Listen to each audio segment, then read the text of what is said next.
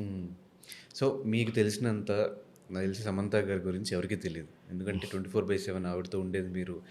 ఆవిడ అన్నీ షేర్ చేసుకుంటూ ఉంటారు. సెట్స్‌లో ఎలా ఉంటారు? ఆఫ్ కెమెరా, ఆన్ కెమెరా మీకు ఫోన్ చేయడం గాని ఇవన్నీ జరుగుతాయా?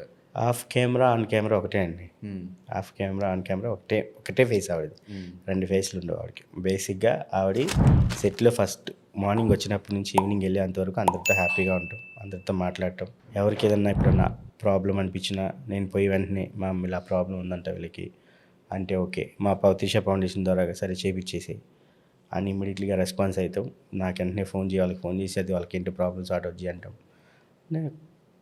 హ్మ్. సీ లైక్ ఎ బ్రదర్ అండి. అంతే. హ్మ్. మీకు.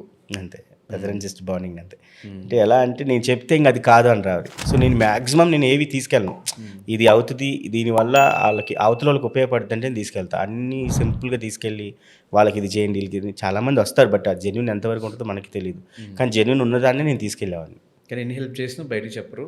చెప్పరు. అంతే. చాలామంది పిల్లలకి హెల్ప్ చేశాం. హ్మ్. ఒక పాప అంటే ఐ మీన్ ఆ ఏజ్ గ్రూప్ మన మన ఫౌండేషన్ సపోర్ట్ చేయదు. సారీ. హ్మ్.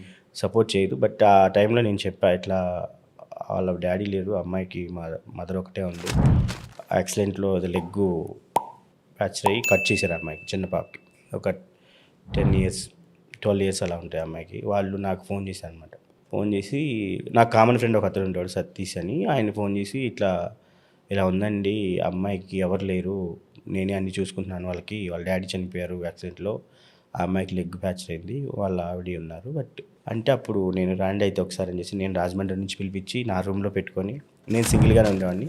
నా రూమ్‌లో పెట్టుకొని ఉండండి అయితే అని చెప్పేసి ఒకరోజు టైం చూసుకొని మేడంకి చెప్తే మేడం వెంటనే రియాక్ట్ అయ్యి సరే హాస్పిటల్‌కి తీసుకొచ్చి అని చెప్పి మన మ్యాక్స్ క్యూర్‌కి మజిలా గారి దగ్గరికి తీసుకెళ్ళి మాట్లాడి సర్జరీ చేయించి అమ్మాయికి లెగ్ పెట్టించాం అనమాట. సో లెగ్ పెట్టిస్తే నేను అప్పుడు అనుకున్నానండి జీవితంలో ఏం కావాలి?